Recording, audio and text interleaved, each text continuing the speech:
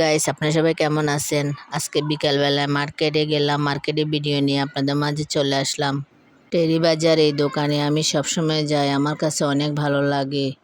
এই দোকানে অনেক কালেকশন, কিছু দেখে দেখে কিনা যায়।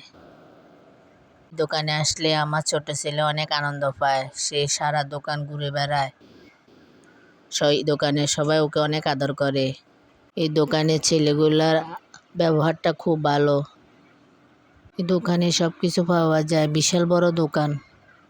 তাই আমার বাবার বাড়ির পরিবারের সবাই এই দোকান থেকে সবসময় কেনাকাটা করে। অনেকগুলা জামা, বোরকা, গস কাপড় কিনলাম, আপনাদের মাঝে শেয়ার করলাম।